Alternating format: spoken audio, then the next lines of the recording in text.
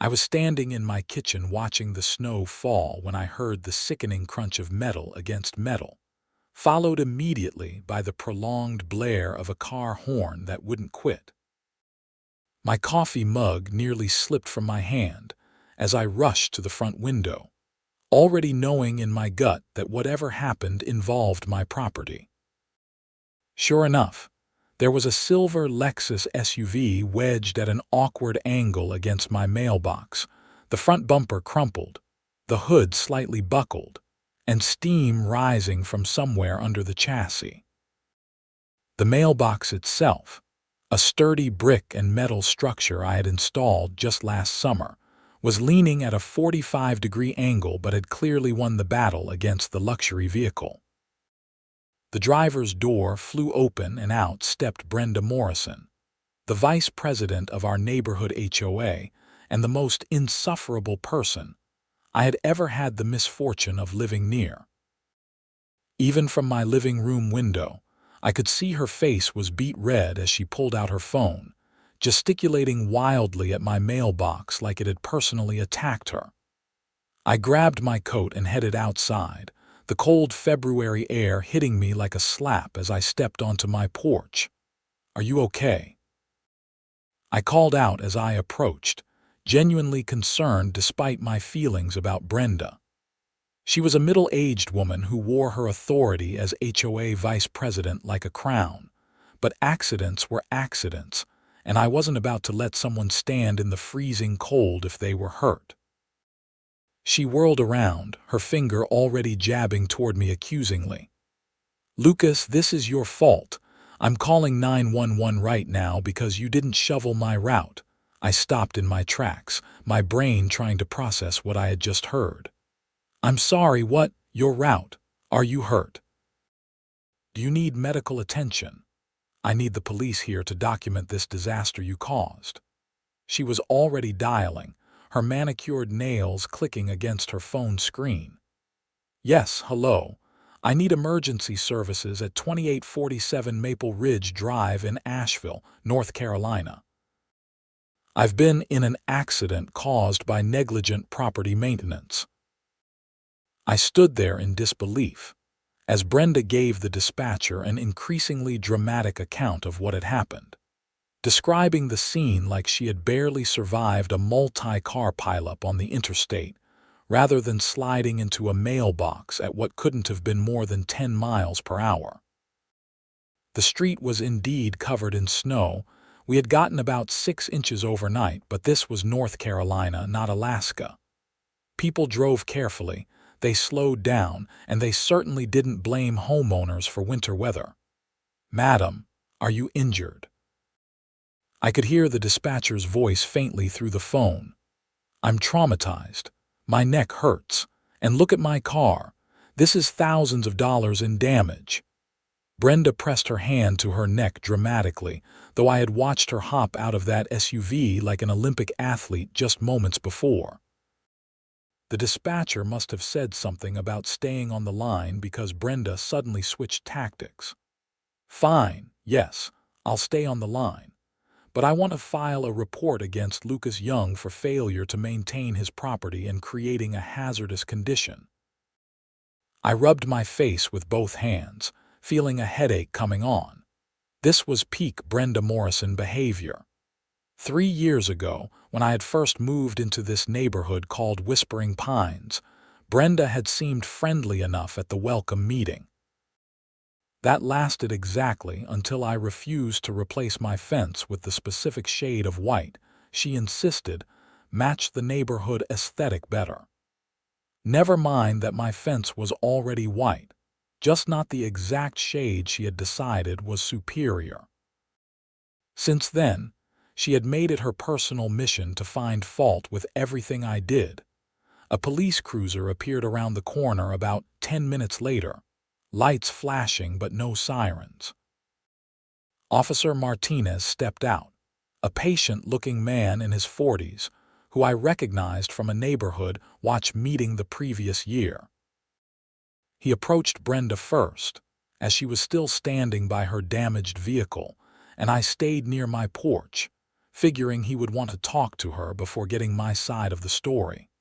I couldn't hear everything they were saying, but I caught enough to understand that Brenda was laying it on thick. She kept pointing at my driveway, my sidewalk, and the street in front of my house, her voice rising and falling with theatrical emphasis. Officer Martinez was nodding and taking notes, occasionally asking questions, and at one point he looked over at me with an expression I couldn't quite read.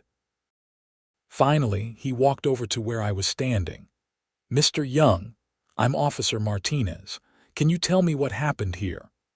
"Honestly, officer, I was inside having coffee when I heard the crash. I looked out and saw Miss Morrison's vehicle against my mailbox. I came out to check if she was okay, and she immediately started saying it was my fault for not shoveling her route, which I still don't understand." Officer Martinez glanced down at his notepad. "Miss Morrison is claiming that you violated HOA regulations by not clearing the sidewalk and street in front of your property, which she states caused her to lose control of her vehicle." I blinked several times, trying to make sense of this accusation. "Officer, I shoveled my driveway and my walkway to the front door. The sidewalk is public property maintained by the city. And the street, nobody is responsible for shoveling the actual street. That's what snowplows are for, and besides, we only got 6 inches. This is normal winter weather." "That's my understanding as well," Officer Martinez said, his tone neutral but not unkind. "However, Miss Morrison insists there's an HOA regulation that requires homeowners to clear the roadway in front of their properties. That's absolutely not true. I've read the HOA bylaws front to back because of past issues with Miss Morrison, and there's no such rule." I was trying to keep my voice level, but frustration was creeping in. Brenda must have heard us talking because she marched over, her boots crunching in the snow. "Of course there is. Section 7, subsection C clearly states that homeowners are responsible for clearing all pathways on their property to ensure safe passage." "Pathways on our property," I emphasized. "Not the public street. The street isn't my property, Brenda. Don't you take that tone with me. I am the vice president of this HOA, and I know the rules better than some newcomer who's only been here 3 years. Officer Martinez held up his hand. "Let's all stay calm. Miss Morrison, I've documented the accident. Based on what I can see, weather conditions contributed to the incident. The road is snow-covered, which is normal for this time of year and not something individual homeowners are responsible for clearing. But he should have salted. He should have done something. I drive this route every morning on my way to check the neighborhood, and he knows that." I couldn't help myself. "You drive this route. Brenda, you live 4 streets over. You don't have to drive past my house to get anywhere unless you're deliberately coming through here." Her face flushed even deeper. "I'm conducting HOA business. I'm checking for violations." Officer Martinez cleared his throat. "Miss Morrison, I'm going to issue you a copy of the accident report. You'll need to contact your insurance company. As for the mailbox, Mr. Young, you'll want to document the damage for your own insurance purposes. The mailbox is on your property, so Miss Morrison's insurance should cover the repairs since her vehicle struck it." "Absolutely not," Brenda shrieked. "I'm not paying for anything. This is his fault, madam. That's between you and the insurance companies." From a law enforcement perspective, this was an accident caused by winter driving conditions. No citations are being issued. Officer Martinez was professional but firm. Brenda sputtered for a few more seconds, then turned on her heel and stomped back to her car. She tried to start it, but the engine made a grinding noise and refused to turn over. More cursing followed, along with her pulling out her phone again, presumably to call a tow truck. Officer Martinez handed me a card. "Here's the report number for your records." If she continues to harass you about this, document everything and don't hesitate to call. Thank you, officer. I took the card, relieved that at least law enforcement had some common sense. As the officer walked back to his vehicle, I surveyed the damage to my mailbox. The brick column was cracked, the metal post was bent, and the actual mailbox door was hanging by one hinge. I estimated at least $500 to repair, maybe more.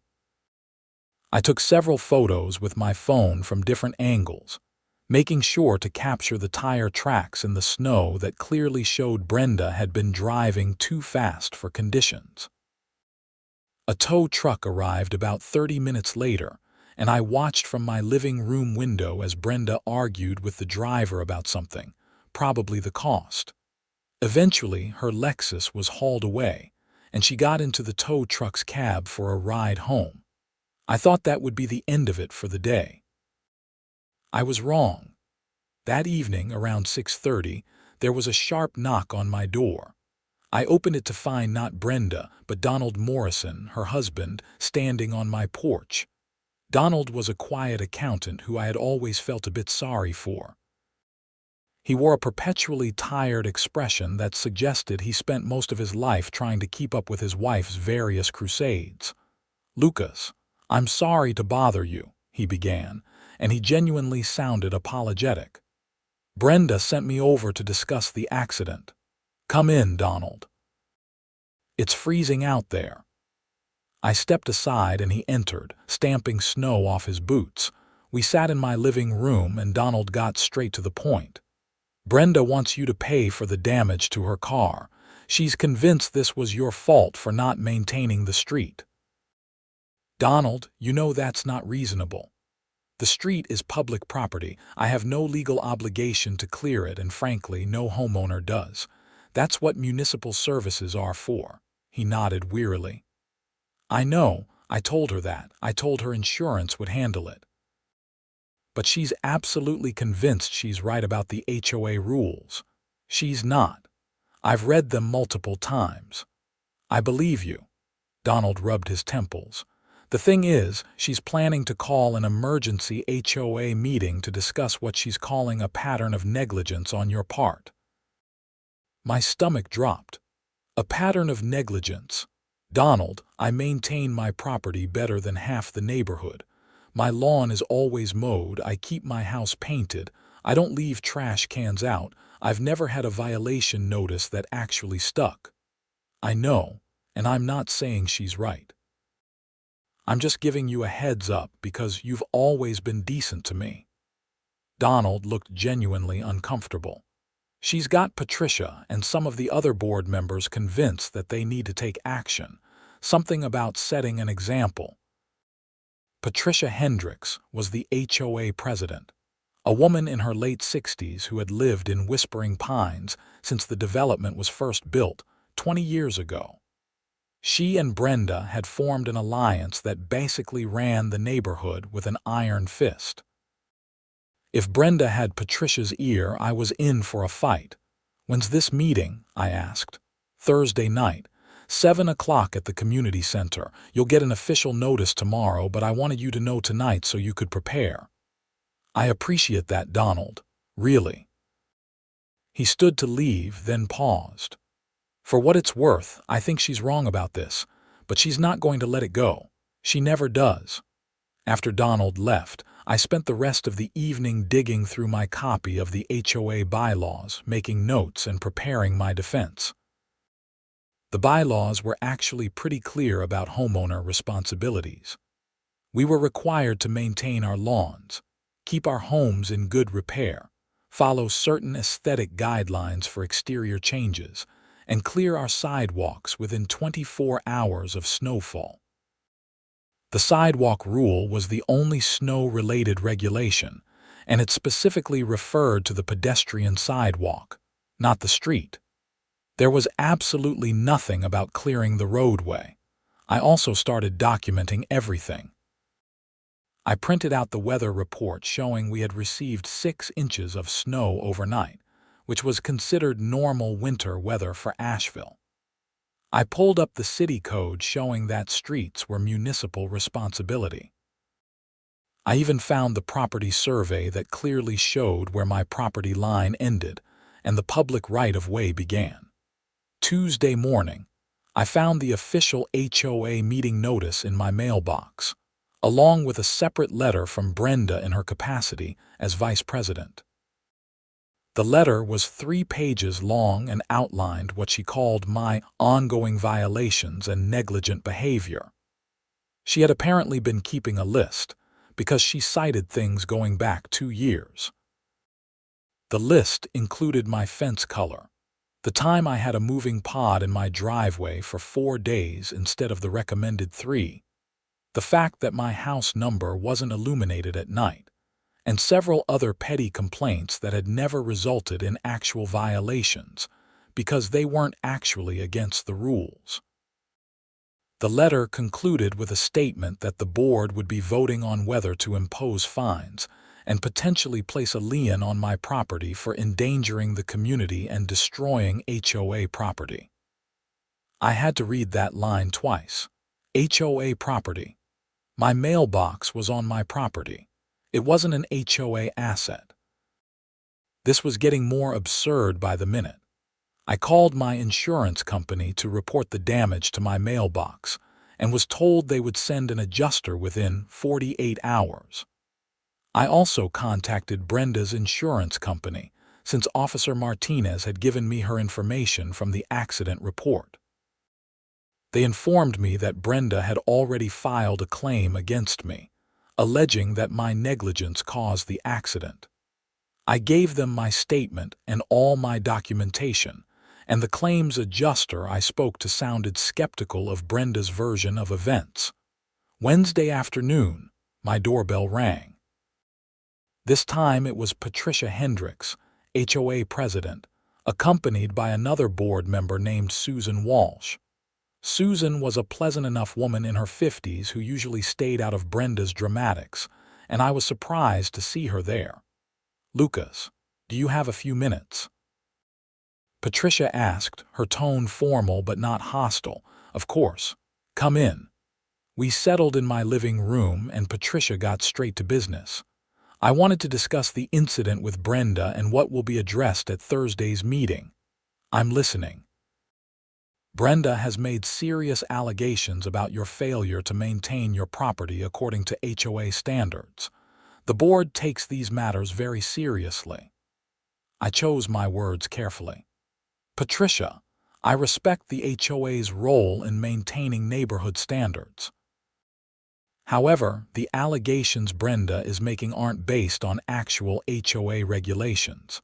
I've reviewed the bylaws extensively, and there's no requirement for homeowners to clear the public street." Susan spoke up. "We know that, Lucas. That's actually why we're here." Patricia shot her a look but continued. "The board wants to ensure we handle this properly. We need to understand your position before the meeting." "My position is simple. I maintain my property in accordance with HOA rules. I cleared my driveway and walkway. The street is public property and not my responsibility. Brenda was driving too fast for weather conditions and lost control of her vehicle.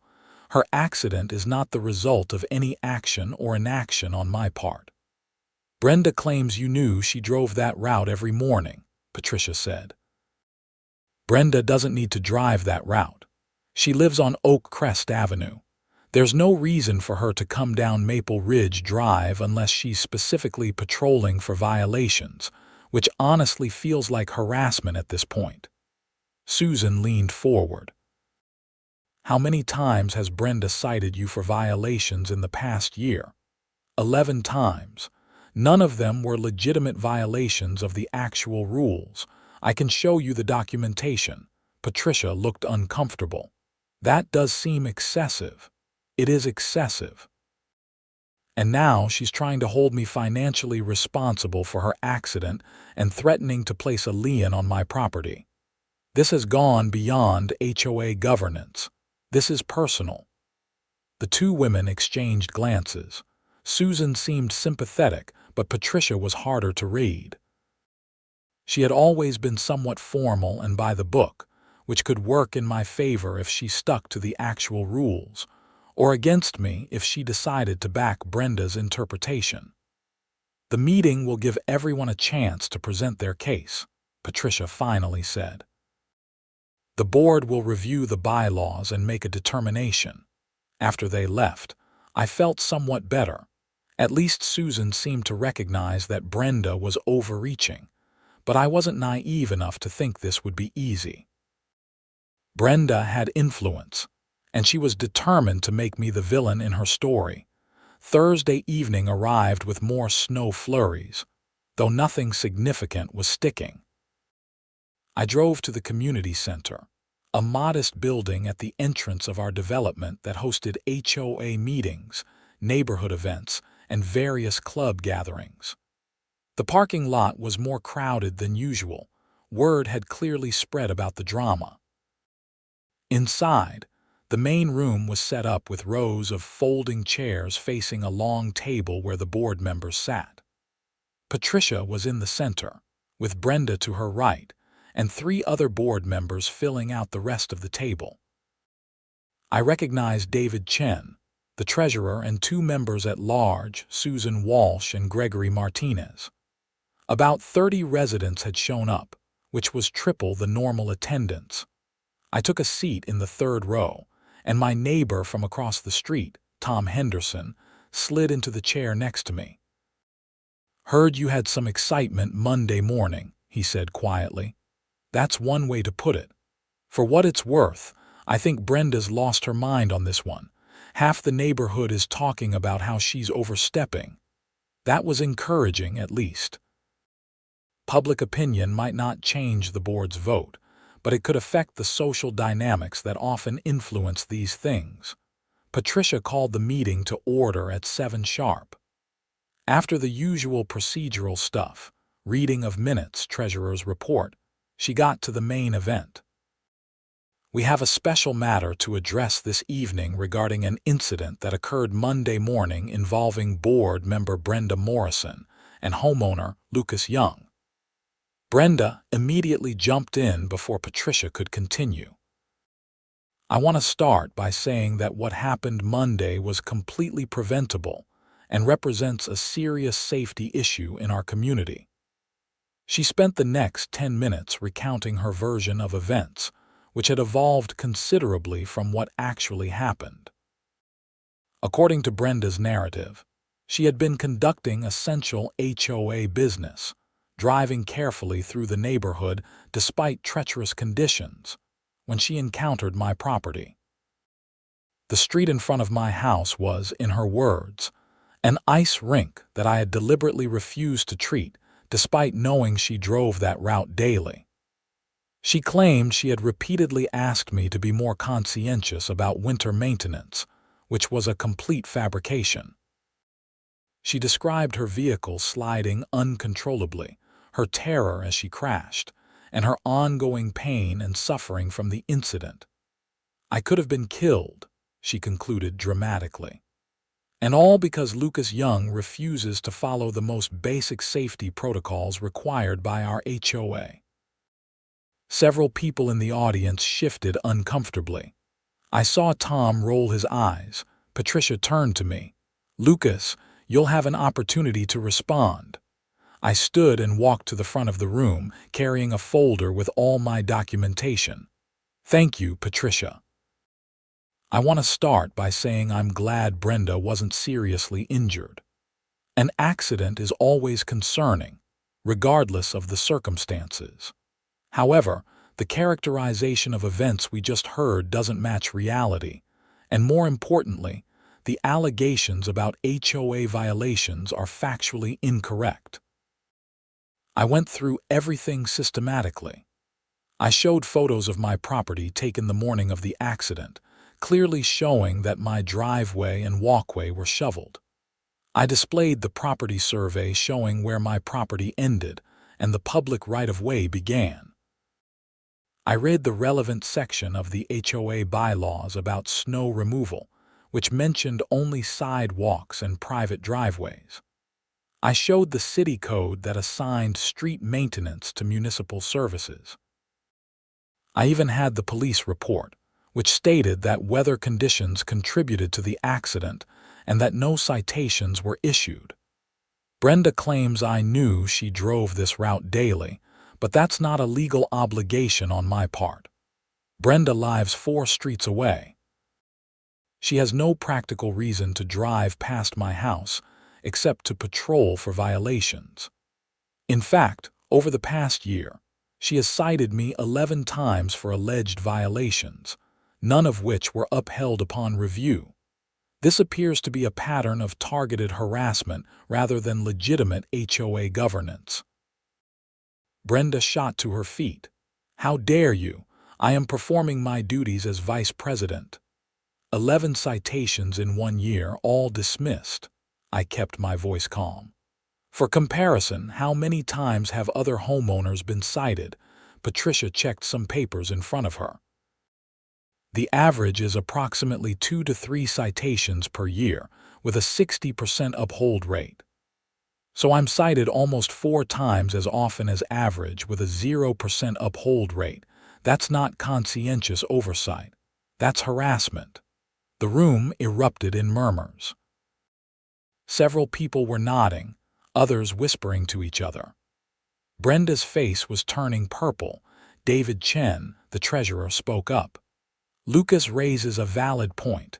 The bylaws are clear about snow removal responsibilities and they don't include the street. I'm also concerned about the citation patterns. That needs to be addressed separately, but it's relevant to the overall context." "He's twisting everything," Brenda practically shouted. "The spirit of the rules is that we keep our properties safe. He knows I drive that route." "The spirit of the rules doesn't override the actual text of the rules," Gregory Martinez said thoughtfully. "If we start enforcing rules that don't exist in the bylaws, we're opening ourselves up to serious legal liability." Patricia was looking through the bylaws herself now. Lucas is correct. Section 7, subsection C refers specifically to pedestrian sidewalks and private driveways. There's no mention of the street. "Then the bylaws need to be changed," Brenda insisted. "Perhaps," Patricia said carefully. "But that would require a vote of the full membership and couldn't be applied retroactively to an incident that already occurred." Susan Walsh raised her hand. "I'd like to point out that even if such a rule existed, it wouldn't change the fact that Brenda's insurance should cover the damage to Lucas's mailbox. The mailbox is on his property and her vehicle struck it. This is an insurance matter, not an HOA matter." "I move that we dismiss the allegations against Lucas Young as unfounded," David Chen said formally. "Second," Gregory Martinez added immediately. Patricia looked down the table. "We have a motion and a second. Discussion." Brenda launched into another tirade about safety and responsibility and respect for board members, but it was clear she had lost. The other board members looked uncomfortable with her increasingly unhinged presentation. After about 5 minutes, Patricia cut her off. "We need to vote. All in favor of dismissing the allegations against Lucas Young?" 4 hands went up. Patricia, David, Gregory, and Susan. Only Brenda voted against the motion. The motion passes. "Lucas, you're not in violation of HOA rules. This matter is closed from an HOA perspective." Patricia's tone was firm, and I saw Brenda start to protest again, but Patricia held up her hand. "Brenda, the vote is complete. Any further issues regarding the accident need to be handled through insurance and the legal system, not the HOA." I returned to my seat, feeling a wave of relief. The meeting continued with other business, mostly routine stuff about landscaping contracts and pool maintenance for the upcoming summer, but I barely heard it. I was just glad this nonsense was over. After the meeting adjourned, several neighbors came up to congratulate me or express sympathy for what I had been dealing with. Tom Henderson clapped me on the shoulder. Good job standing up to her. Someone needed to.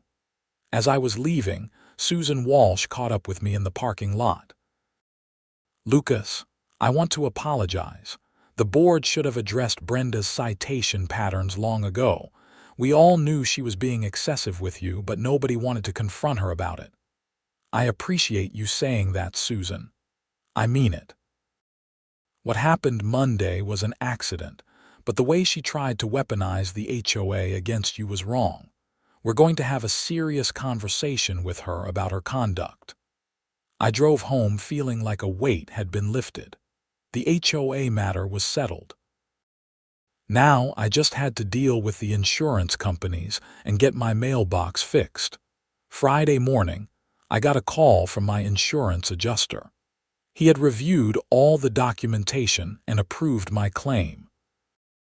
They would cover the mailbox repairs minus my deductible, and they would pursue Brenda's insurance for reimbursement since she was clearly at fault.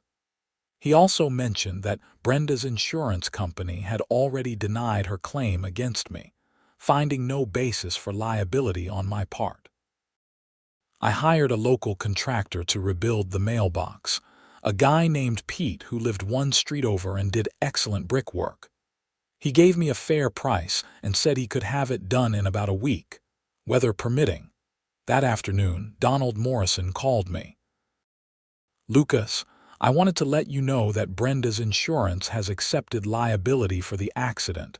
They'll be paying for her vehicle repairs and your mailbox. That's good news. Thank you for letting me know. There's something else. Donald hesitated. Brenda is talking about suing you in small claims court. My good mood evaporated. For what? The insurance companies have already determined fault. I know.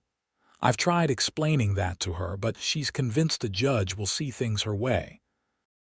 She wants to sue for her insurance deductible and her increased premiums. Donald, I'm sorry you're in the middle of this. Me too, he said with a sigh. I just wanted to warn you.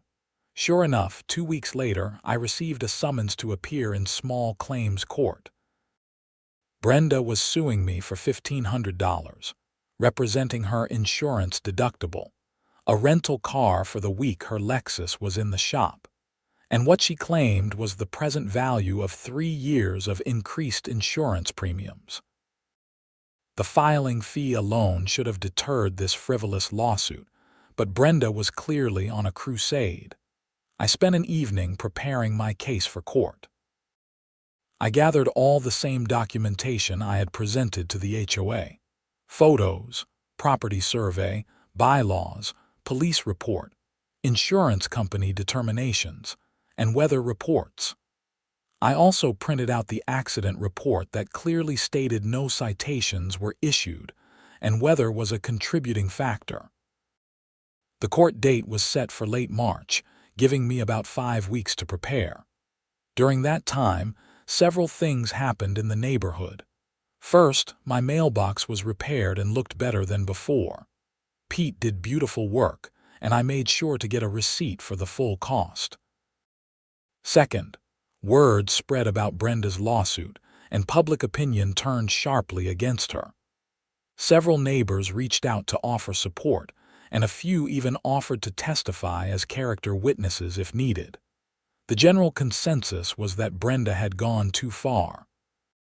Third, and most surprisingly, there was a special election called for the HOA board. Apparently, enough homeowners had signed a petition to trigger a recall vote for Brenda's position as vice president. The petition cited her excessive enforcement actions, her misuse of HOA resources for personal vendettas, and her attempt to enforce non-existent rules. I had nothing to do with organizing the petition, but I wasn't sad to see it happen. The recall election took place in mid-March, about a week before my court date. Brenda lost by a landslide. Out of the 140 households in Whispering Pines, 93 voted in favor of removing her from the board. It was a stunning rebuke of her behavior. Brenda, predictably, claimed the election was rigged and that I had orchestrated a conspiracy against her.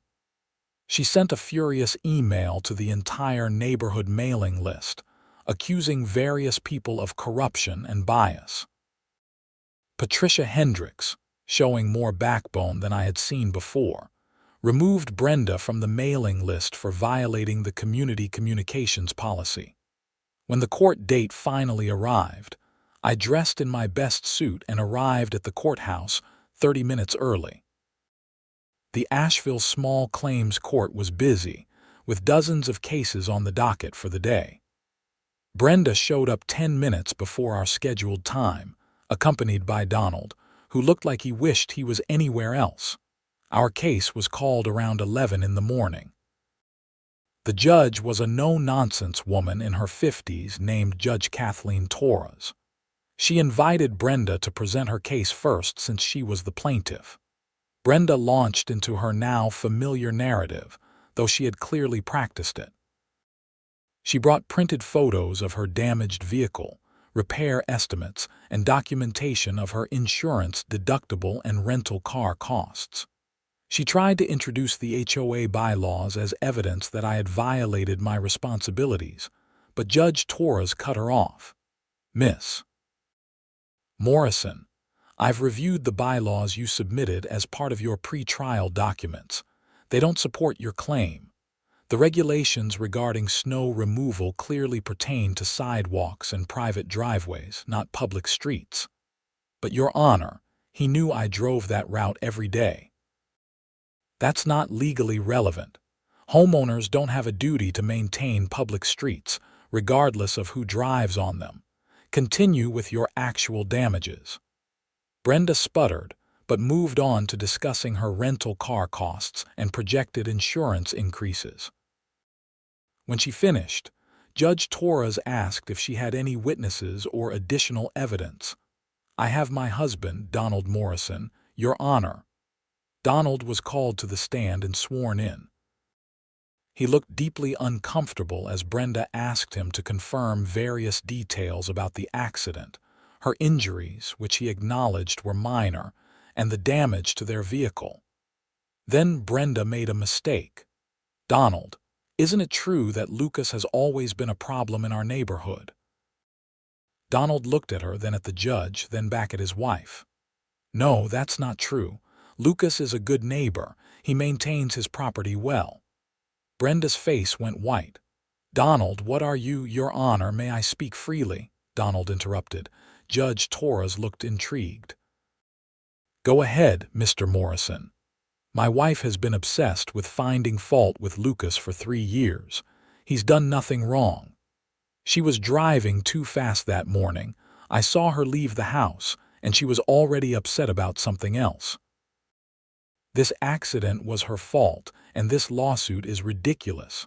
I told her not to file it, but she wouldn't listen. I'm tired of being part of this." The courtroom went silent. Brenda looked like she had been slapped.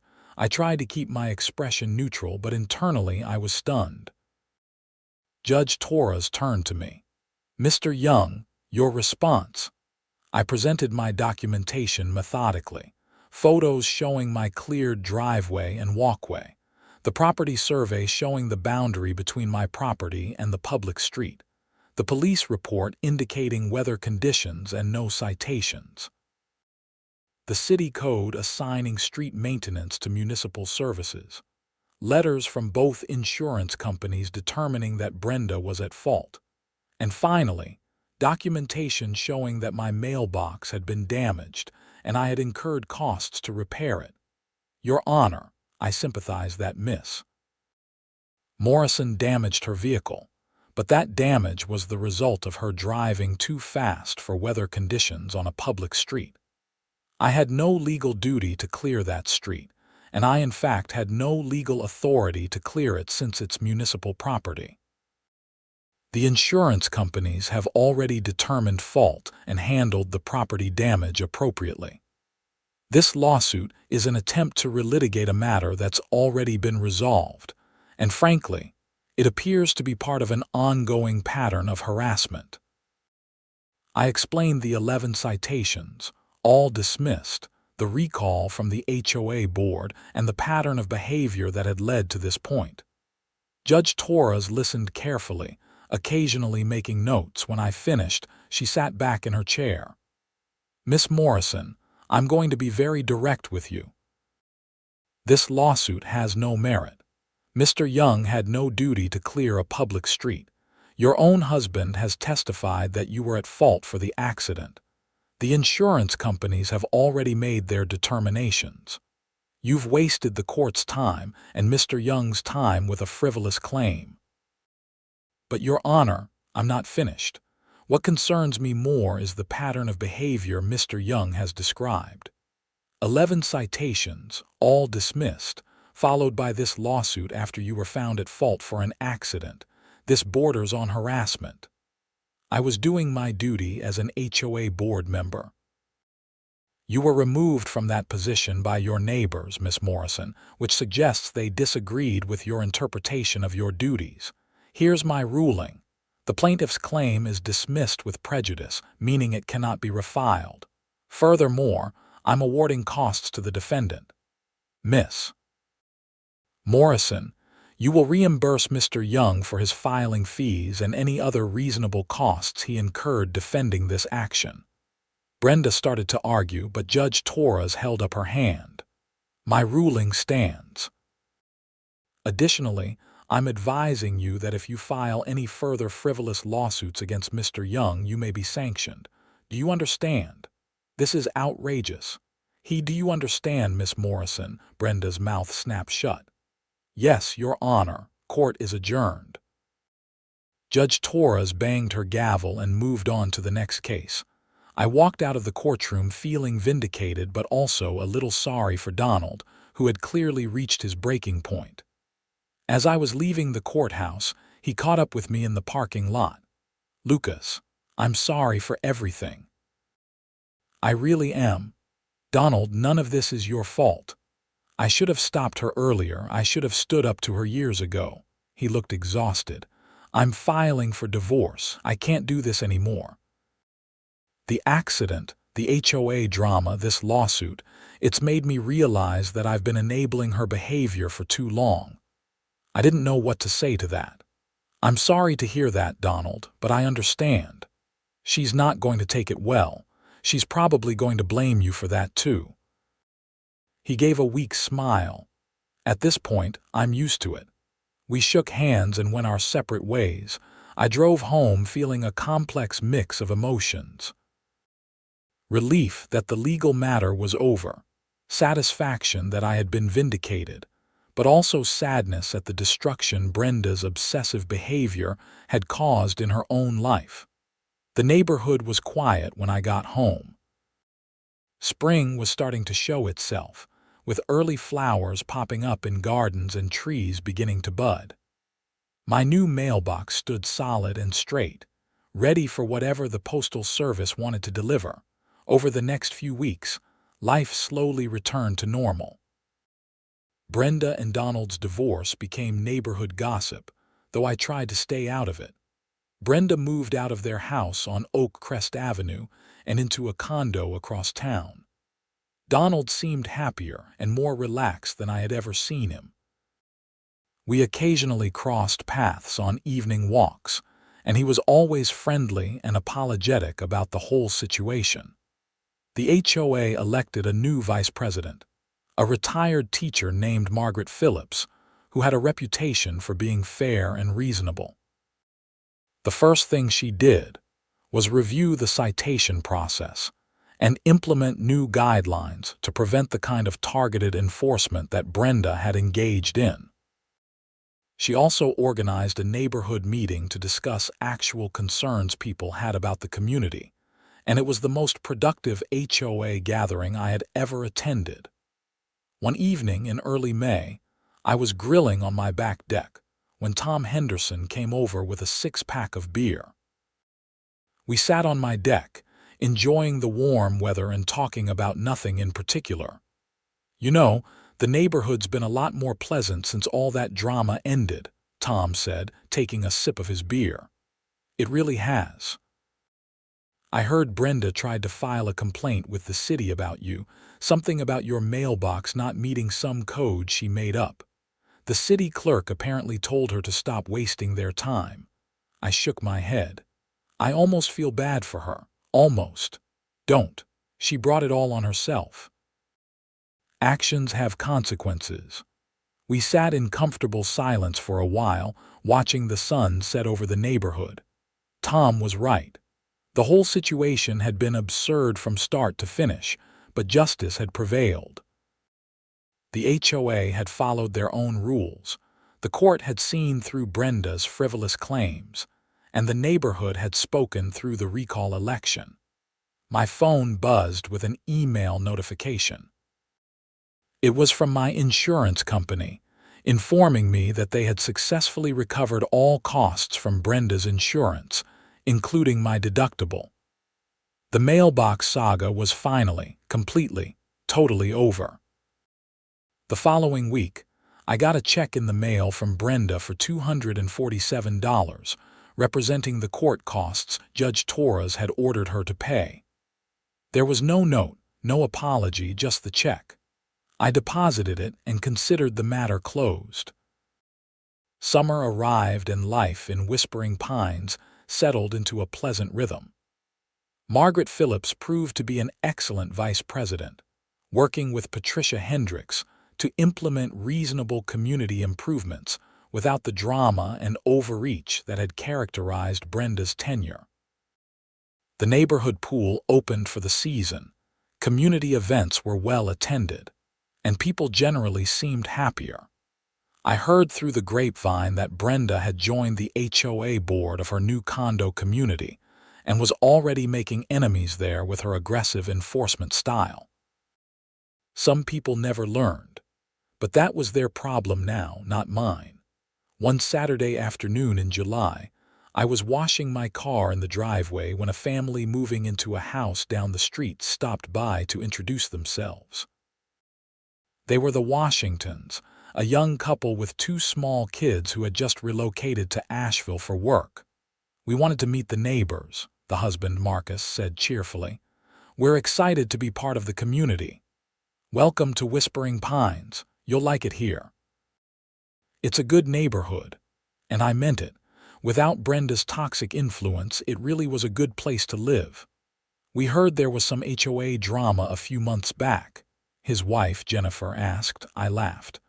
"There was, but it's resolved now. The board is solid, the rules are reasonable, and as long as you maintain your property and don't deliberately antagonize anyone, you'll be fine." We chatted for a few more minutes, and I gave them some practical tips about the neighborhood, which grocery stores were close by, where the best restaurants were, and which parks were good for kids.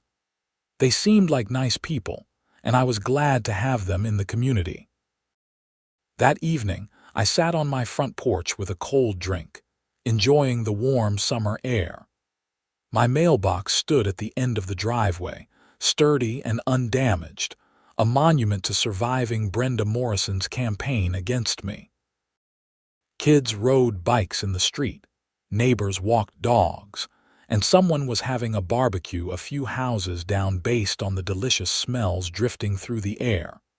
I thought about everything that had happened since that snowy February morning. The accident, the 911 call, the accusations, the HOA meeting, the lawsuit, all of it seemed almost surreal in retrospect. But I had learned some valuable lessons. Stand up for yourself when you're right. Document everything. Know the rules better than the people trying to enforce them. And sometimes, just sometimes, the system actually works the way it's supposed to. My phone rang, interrupting my reflection. It was my brother calling from Colorado. "Hey, Lucas, how's life in North Carolina treating you? You know, not too bad. I had some excitement earlier this year, but things are good now." "Excitement? That doesn't sound like you. What happened?" I settled back in my chair and started telling him the whole story. His reactions of disbelief, laughter, and outrage at various points reminded me that while the experience had been frustrating, it also made for one heck of a story. So wait, she actually called 911 because she crashed into your mailbox and blamed you for not shoveling the street.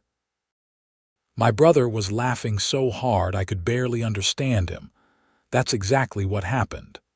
And then she sued you in small claims court and her own husband testified against her. Yep. Man, you can't make this stuff up. Are you going to see her around the neighborhood? Nah, she moved out. Lives across town now, terrorizing a different HOA from what I hear. We talked for another hour, catching up on family news and making plans for him to visit in the fall. After we hung up, I sat for a while longer, watching the neighborhood wind down for the night. Lights came on in houses, the street gradually emptied as kids were called inside, and the evening chorus of crickets and cicadas began. I went inside around 10, locked up the house, and headed to bed. As I was falling asleep, I had a random thought about how something as simple as a snowy morning and an accident could spiral into such an elaborate conflict, and how satisfying it was when everything finally resolved correctly. Tomorrow I would get up, have my coffee, maybe do some work in the yard and enjoy my peaceful, drama-free life in Whispering Pines. The next few months passed uneventfully, which was exactly what I wanted. Fall arrived with its beautiful display of changing leaves, and I spent several weekends hiking in the mountains around Asheville. The neighborhood Halloween party was a big success, with Margaret Phillips organizing a really fun haunted house in the community center. Kids and adults alike had a great time, and it was nice to see the community coming together without any underlying tension or drama. In November, I ran into Donald Morrison at a local coffee shop. He looked better than I had seen him in years, more relaxed, younger somehow. We grabbed a table and caught up. "How's life treating you?" I asked. "Much better. The divorce was finalized last month. It was contentious, but it's done. I've got my own place, a nice apartment downtown, and I'm actually enjoying life for the first time in years." "I'm glad to hear that, Donald. You deserve it." Brenda's still angry about everything. She tried to blame me for the HOA recall, the lawsuit going badly, all of it, but I'm done being her scapegoat. He took a sip of his coffee. "I heard she got kicked off her new condo board already." "Seriously?" "Yeah, apparently she tried to fine someone for having the wrong colored doormat, and when they pushed back, she escalated it into this huge thing. The board voted to remove her after just 4 months. She's threatening to sue them now, too." I shook my head. Some people really don't learn. The thing that's really sad is that if she had just channeled that energy into something positive, she could have been a great community leader. But she was so focused on control and being right that she destroyed every relationship she had.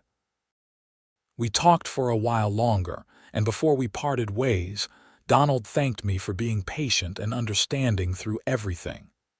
I told him there was nothing to thank me for, but I could tell it meant something to him to say it. Winter came around again, and with it, more snow. The first time I saw snow in the forecast, I had a moment of anxiety remembering last year's drama. But the snow fell. I shoveled my driveway and walkway. The city plowed the streets and absolutely nothing dramatic happened. It was glorious. In early January, almost exactly a year after the accident, I got a letter in my new, beautifully rebuilt mailbox. It was from an attorney representing Brenda Morrison. My heart sank as I opened it, wondering what fresh nonsense I was about to deal with. But the letter wasn't a lawsuit or a threat. It was, surprisingly, a formal apology. The attorney explained that he had been retained to settle several outstanding matters related to Miss Morrison's previous activities. And as part of that process, she was acknowledging that her actions toward me had been inappropriate and without legal basis. The letter included a check for $500 as compensation for my time and trouble. I stared at the letter for a long time, trying to figure out if this was legitimate or some kind of trick. I called the attorney's office, and his secretary confirmed that it was real. Apparently, Brenda was facing potential legal consequences from her new condo community for harassment and defamation, and her lawyer had advised her to clean up all her previous conflicts to avoid establishing a pattern of behavior that could be used against her. So it wasn't really an apology born of genuine remorse, just legal strategy. But I would take it.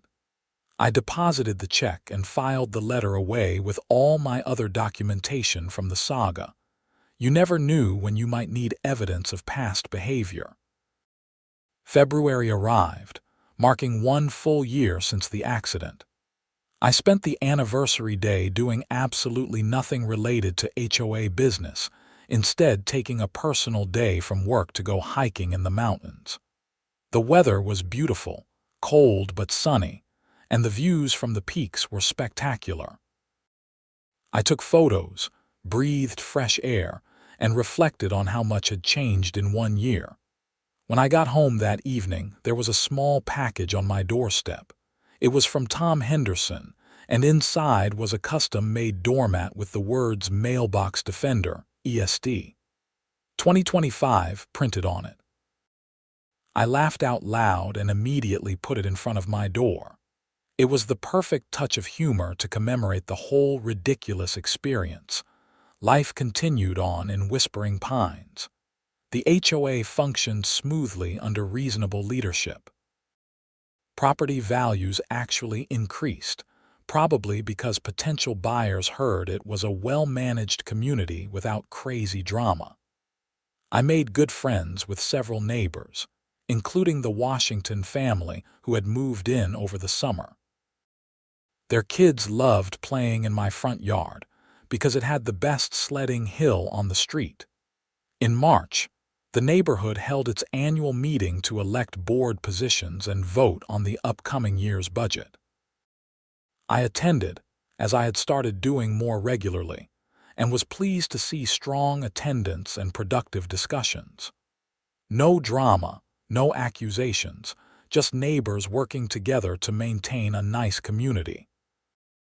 During the open comment period, Margaret Phillips made a point of recognizing several residents who had contributed to the neighborhood over the past year. To my surprise, she called my name. Lucas Young has been a model of patience and grace through what could have been a very divisive situation. Instead of letting conflict tear our community apart, he stood up for what was right, respected our processes, and continued to be a good neighbor throughout. That's the kind of community member we're lucky to have. People actually applauded. It was unexpectedly touching, and I felt genuinely appreciated. This was what an HOA was supposed to be: neighbors supporting neighbors and working together to make the community better. After the meeting, Patricia Hendricks pulled me aside. "Lucas, I want to apologize for not handling the situation with Brenda better when it was ongoing. I should have stepped in sooner." "Patricia, you did step in when it mattered. The HOA meeting, the vote, all of that was handled properly. Still, I let it get too far before addressing it." I learned a lot from that situation about the importance of addressing problems early, before they escalate. We talked for a few more minutes about HOA governance and community management, and I was impressed by how much Patricia had grown as a leader. Sometimes difficult situations brought out the best in people, making them stronger and more thoughtful. Spring brought warm weather and blooming flowers. I planted a small garden in my backyard, growing tomatoes, peppers, and herbs. Tom Henderson came over one Saturday to help me build raised beds, and we spent a pleasant afternoon working with our hands and talking about everything except HOA drama. "You know what's funny?" Tom said as we were finishing up. "That whole situation with Brenda actually made the neighborhood better. It forced everyone to pay attention to how the HOA was being run, and now we have better processes and better leadership. Silver lining, I guess. Exactly. Sometimes it takes a crisis to create positive change. As summer approached, I realized I had truly moved past the whole experience.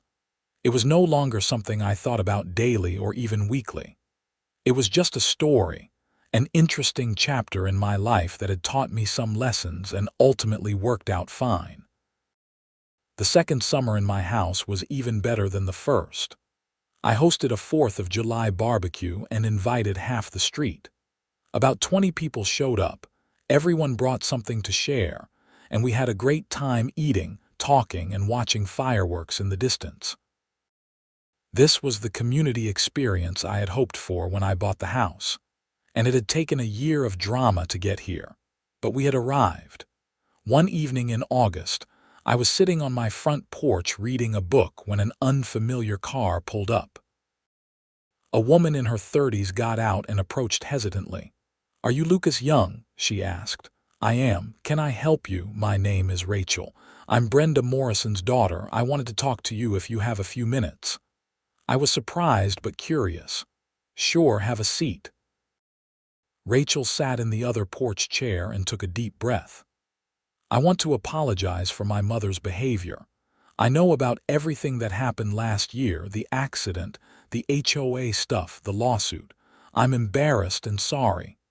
"You don't need to apologize for your mother's actions, Rachel." "I know, but I wanted you to understand that not everyone in our family agrees with how she handled things. My brother and I have been trying to get her to see a therapist. She has some control issues that have gotten worse over the years. My parents' divorce was actually the wake-up call she needed, and she's finally getting help." That explained the formal apology letter from a few months back. "I'm glad she's getting help. I never wished her any harm. I just wanted her to leave me alone." "You had every right to feel that way. She was obsessed with you, and it wasn't rational. The therapist thinks it's part of a larger pattern of needing to feel in control of her environment." Rachel sighed. "Anyway, I just wanted you to know that she's working on herself, and I'm sorry you got caught up in her issues." We talked for about 30 minutes. Rachel was thoughtful and self-aware, clearly nothing like her mother. She told me about growing up with Brenda's controlling tendencies, how it had affected her and her brother, and how the whole HOA situation had finally made the family realize that professional help was needed. Before she left, she thanked me for being kind and not escalating things more than necessary. After she drove away, I sat on the porch thinking about the conversation. It was easy to demonize people like Brenda, to see them as purely villainous characters in our personal stories. But the reality was usually more complicated. She was clearly dealing with psychological issues that had manifested as obsessive need for control. That didn't excuse her behavior, but it did add context. I hoped therapy would help her, not for my sake but for hers and her family's. Living with that level of anger and need for control couldn't be pleasant, and maybe this whole experience would ultimately lead to positive change in her life. Fall arrived again, bringing cooler temperatures and beautiful foliage. The neighborhood organized a harvest festival, complete with a pumpkin patch, hay rides for kids, and a chili cook-off. I entered my vegetable chili recipe and didn't win, but I had fun participating. The sense of community in Whispering Pines was stronger than ever, and it felt good to be part of it. In late October, I was promoted at work, a recognition of several successful projects I had led over the past year. The promotion came with a significant raise, and I decided to use some of the extra money to make improvements to my house. I hired a contractor to build a deck off my back door, creating a nice outdoor space for entertaining. The deck was finished in early November, and I threw a housewarming party to celebrate. 25 people showed up. including most of my street and several other neighbors I had become friends with over the past 2 years. We grilled, played lawn games, and enjoyed the unusually warm November weather. Tom Henderson gave a toast thanking me for being a great neighbor and friend, and several people joined in with kind words. Standing on my new deck, surrounded by friends and neighbors, looking at my beautifully maintained house with its sturdy rebuilt mailbox visible from the backyard, I felt a profound sense of contentment. The Brenda Morrison saga had been stressful and frustrating, but I had come through it stronger, with better friendships, and a deeper appreciation for genuine community. December brought holiday decorations and neighborhood gatherings. The HOA organized a holiday lights competition, judged by Margaret Phillips, Patricia Hendricks, and a rotation of volunteers. It was all in good fun, with no pressure or drama, just neighbors celebrating together. I didn't win, but my modest display of white lights along the roofline and around the windows earned several compliments. On Christmas Eve, I had dinner with Tom Henderson and his family, a tradition we had started that year. His wife made an incredible roast, and we spent the evening eating, talking, and playing board games with their teenage kids. As I drove home that night, past houses lit up with holiday cheer, I reflected on how much my life had changed in less than 2 years. I had bought my house in Whispering Pines looking for a quiet place to live and build a life.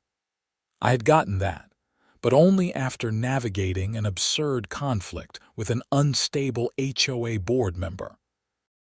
The experience had tested me, frustrated me, and ultimately taught me valuable lessons about standing up for myself, understanding legal processes, and the importance of documentation. But more importantly, it had connected me to a community of people who rallied around fairness and common sense. The neighbors who supported me during the HOA meeting, Tom Henderson, who became a close friend, Donald Morrison, who found the courage to speak truth in court, and even Rachel Morrison, who had the grace to apologize for her mother's behavior. All of these people had enriched my life in unexpected ways. The new year arrived with its traditional mix of resolutions and optimism. I made a list of goals: travel more, continue improving my house, maybe try dating again after a long, single stretch, and stay involved in the community that had become so important to me. On a cold January morning, almost exactly 2 years after the accident, I was leaving for work when I noticed someone had left something in my mailbox. It was a card, handwritten, with no return address. I opened it carefully. "Dear Lucas, thank you for your patience and grace during a difficult time. You didn't have to be kind, but you were. That mattered more than you know. Wishing you all the best. Brenda." It was brief, handwritten, and seemed genuine. I stood there in my driveway holding the card, feeling a complex mix of emotions. Was this real personal growth? A continued legal strategy? Did it even matter? I decided it didn't matter why she had sent it. What mattered was that the conflict was truly over, resolved not just legally, but emotionally. I could accept her apology, wish her well in her journey, and move forward with my own life. I put the card in my desk drawer at home, filed away with all the other documentation from those chaotic months. Maybe someday I would look back and laugh at the whole situation, the absurdity of it all. But for now, I was just grateful it was behind me. Life in Whispering Pines continued its peaceful rhythm. The HOA functioned smoothly. The neighborhood maintained its character and charm, and I settled into a comfortable routine of work, home improvements, and community involvement. The mailbox that had been at the center of so much drama stood solid and strong, serving its intended purpose without incident. It was a story worth telling, but it was no longer my daily reality. And that, more than any legal victory or vindication, was the real happy ending I had been looking for all along.